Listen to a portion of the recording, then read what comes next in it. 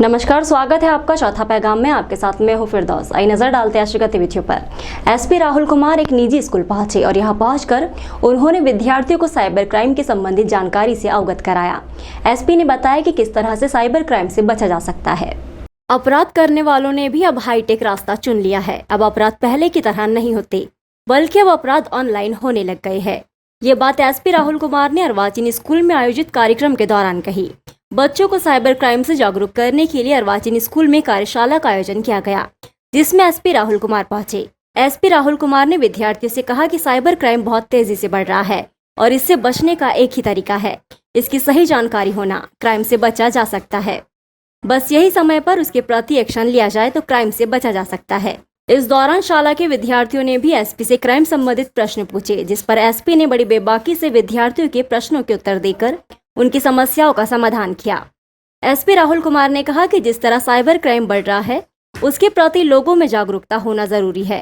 बच्चों से उन्होंने अपील की है कि आपके सोशल अकाउंट पर आने वाली रिक्वेस्ट को पूरी तरह से जानकर एक्सेप्ट करे और सोशल मीडिया पर सजग रहे, जागरूक रहे। काम करने के लिए अवेयरनेस प्रोग्राम कितने जरूरी है?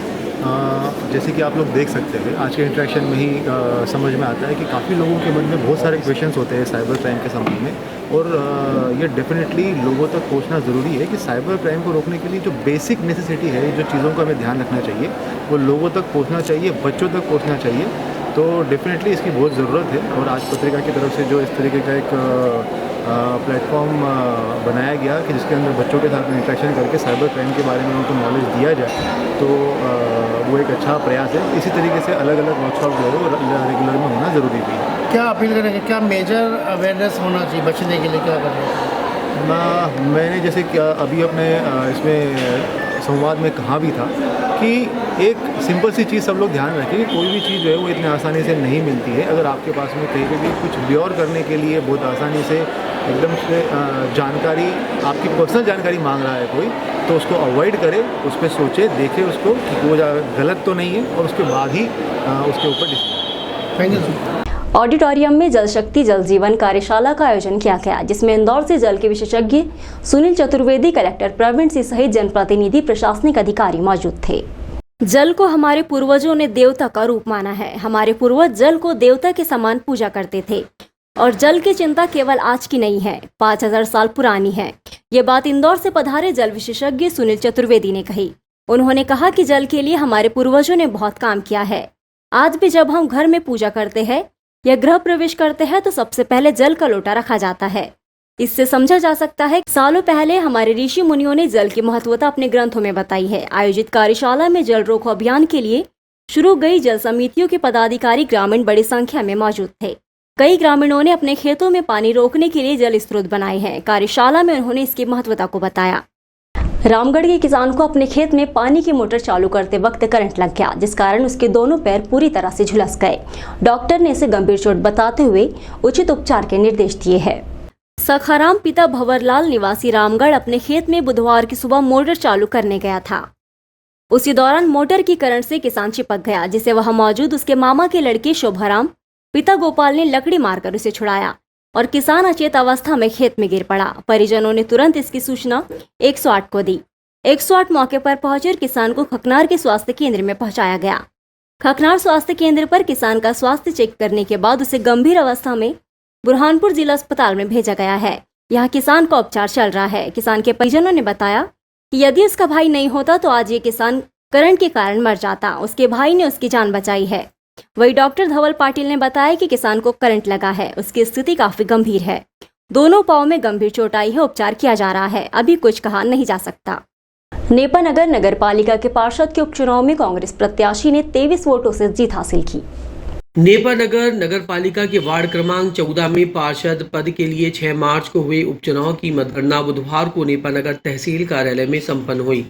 उपचुनाव की मतगणना में कांग्रेस प्रत्याशी रतन जामुनकर को 391 मत मिले, तो वहीं भाजपा प्रत्याशी राजेंद्र सिंह को केवल 368 मत प्राप्त हुए। वहीं 22 वोट नोटा पर गए।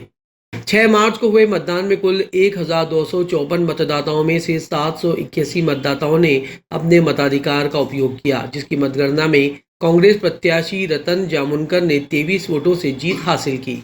अधिवक्ता की शिकायत पर नगर निगम के अमले ने शहर के गुलमोहर मार्केट क्षेत्र में स्थित शौकत मैदान के अतिक्रमण को हटाया। अधिवक्ता को अतिक्रमणकारी जान से मारने की धमकी दे रहे थे।